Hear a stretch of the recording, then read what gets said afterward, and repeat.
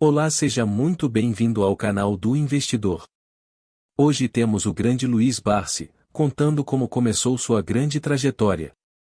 Desde já, peço a você para curtir e se inscrever no canal. Vamos para o vídeo. Na verdade, eu não me interessei pela bolsa, eu me interessei por empresas, né?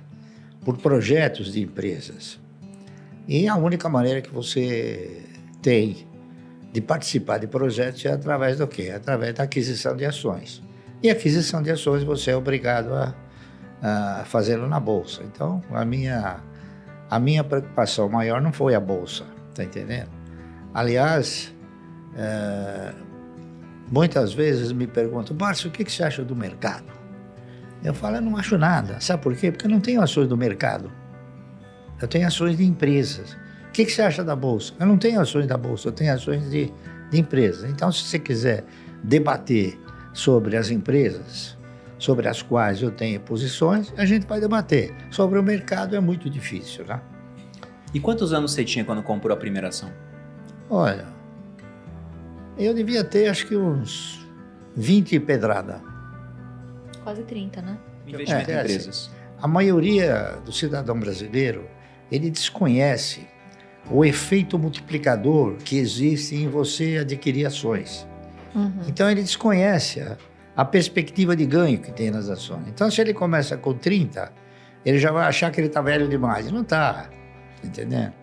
O ganho em ações é uma coisa que ele é imprevisível, entendeu? Então, você sendo bem orientado, não há dúvida nenhuma que você vai ganhar, você vai ser muito melhor beneficiado do que qualquer outra aplicação.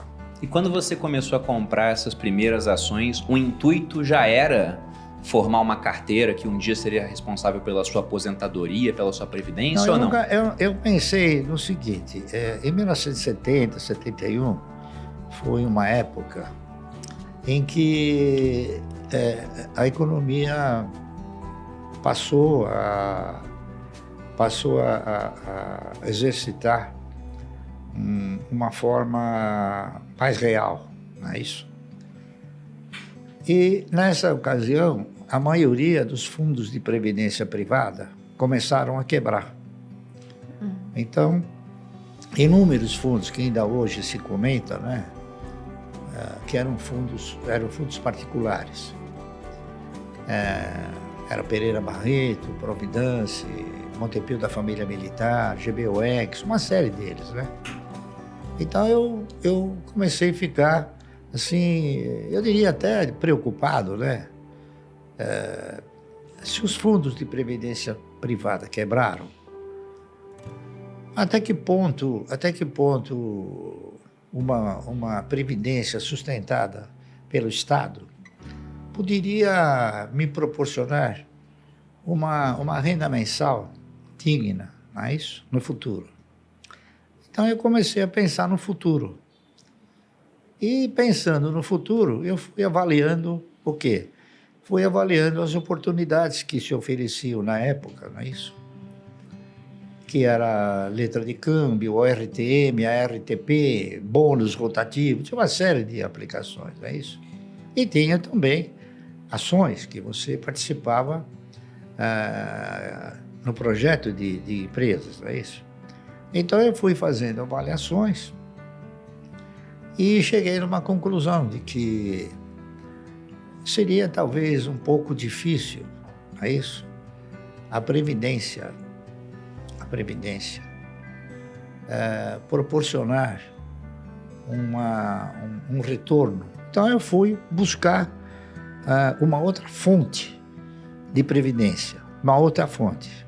Então eu examinei inúmeras fontes, a RTM, o RTP, bônus, LC, tá certo? Contratos mercantis, enfim. Cheguei na conclusão que as ações, elas ostentavam e reuniam condições, se você tivesse a participação em bons projetos, em projetos de empresas futuristas, de você estar assemelhado com a postura do controlador ou dos maiores acionistas. Então eu comecei a fazer o quê? Um estudo mais profundo de algumas ações de empresas que pudessem garantir ao longo de um período, não é isso? Longo, essa condição, a condição de te proporcionar uma renda mensal. Então eu comecei a analisar com bastante profundidade, não é isso? E acabei fazendo o trabalho daquela que eu interpretava ser a empresa que melhor poderia suprir um projeto de 30 anos. Por quê? Porque se você tinha que contribuir 30 anos para a Previdência, eu interpretei o seguinte: por que não comprar 1.000 ações por mês durante 30 anos? Não é isso? E foi o que eu fiz. Então eu fiz um trabalho, né? Que recaiu sobre ações de uma empresa chamada Anderson Clayton. A Anderson Clayton é uma empresa que eu acho que vocês não conhecem, não sei se vocês conhecem. Não conheço. Não conheço. Mas ela produzia tudo que era clay bom, tá certo? Amendocrem, ela fazia óleo clay bom, né? Óleo, do setor de alimentos, tá certo? Aí eu fiz o trabalho, esse trabalho ele se chamou Ação e Alimento, duas bases de desenvolvimento. Aí eu fiz o trabalho, né, propondo o cidadão comprar 1.000 ações por mês durante 30 anos. E esse trabalho foi conduzido para a Anderson Clayton, que era aqui no Brasil. Aí o cidadão, o vice-presidente da empresa, mandou me chamar. Eu examinei esse trabalho, achei maravilhoso. Nunca vi uma coisa assim, né? Uma criatividade que nem essa. Fazer uma comparação de você, ao invés de ficar sob o manto estatal, ficar sob o manto da empresa, não é isso? Em termos de previdência. Mas ele falou, mas lamentavelmente, esse seu projeto não vai dar certo. Eu falei, olha, será que não vai dar certo?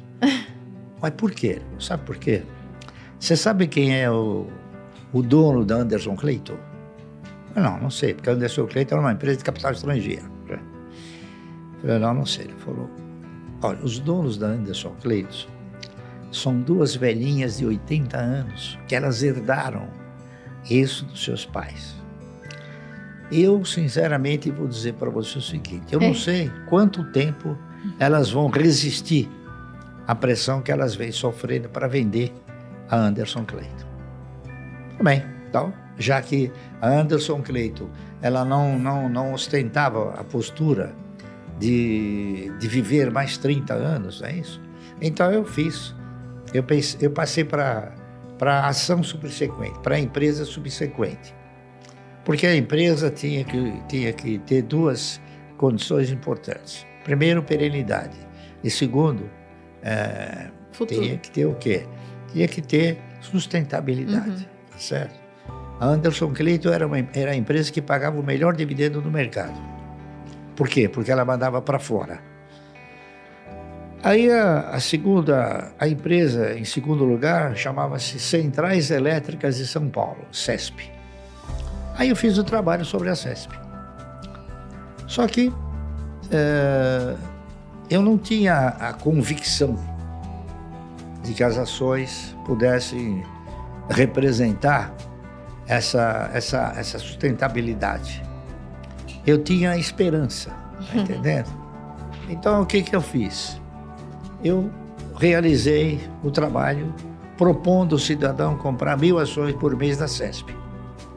A CESP, estatutariamente, ela pagava dividendo mínimo, prioritário e obrigatório, de 10% sobre 1. 10% sobre 1 é 10%. 10% sobre a metade é 20%. Então ela custava 45, 50 centavos. A Anderson Clayton também custava 45 centavos. E dava mais ou menos... E dava uma bonificação de 10% todo ano em novas ações. Então eu fiz o trabalho fazendo uma tabela, né, mostrando primeiro ano, segundo ano, até o 30º ano. O que aconteceu? E aquele trabalho mostrou uma coisa interessante. No 8º ano, você já não precisava tirar dinheiro do bolso para comprar. Os ganhos, eles eram suficientes para suportar as compras de 1.000 ações por mês. o que era um negócio que eu não sabia. Fiquei sabendo porque eu fiz o trabalho. E esperançoso de que as ações pudessem efetivamente proporcionar uma renda mensal digna, eu denominei esse trabalho de Ações Garante o Futuro. Eu não tinha certeza, eu tinha esperança, não é isso? Uhum. E eu fiz o trabalho, aí o presidente da CESP mandou me chamar. O presidente da CESP, na era um cidadão chamado Lucas Nogueiras Garcês. Ele foi governador do estado. E o diretor financeiro era um cidadão chamado Moacir Teixeira. Aí eu fui, conversei com ele, ele me chamou lá no salão nobre lá da CESP. Chegou para mim e falou: "Sr. Barsi, eu quero comprar o seu trabalho." Falou umas 10 vezes. E eu falei 10 vezes para ele, mas eu não fiz o trabalho para vender. Fiz o trabalho porque eu sou do mercado e eu quero mostrar a minha contribuição para o mercado, se é que ela tem alguma validade. Não, ele elogiou o trabalho. Até que no fim eu cheguei para ele e falei assim: "Me diga uma coisa, para que o senhor quer o trabalho?" Ele falou: "Eu quero o trabalho porque eu vou editar esse trabalho." Eu peguei o trabalho e falei: "Não precisa me pagar nada." Ele ficou assim, ele falou: "Sabe de uma coisa? Eu vou mandar fazer esse trabalho e vou botar o seu nome, coisa que eu jamais faria." E ele fez. Mandou editar o trabalho com o meu nome. Ações Garante o Futuro. Então, agora eu tenho dito para ela o seguinte: esse título que eu coloquei era o título da esperança, tá certo? E hoje? O que eu diria hoje? Eu modificaria esse título? Claro. Eu acrescentaria um O. Então, Ações Garante um ótimo futuro. Com certeza, né? Deu Essa certo aqui é no legal. final. Deu certo. E Então, agora está aprovado, né? Depois de então tanto é tempo. uma coisa que, seguindo os padrões de comportamento que eu segui, a disciplina que eu sempre procurei desenvolver e a paciência, é isso? Tudo isso acabou sendo muito importante, porque ações elas foram feitas para comprar, não para vender, entendeu? A primeira pergunta que o cidadão faz quando ele quer entrar no mercado, ele fala: "E a hora de vender?" Fala: "Mas a ação não é para vender, é para comprar."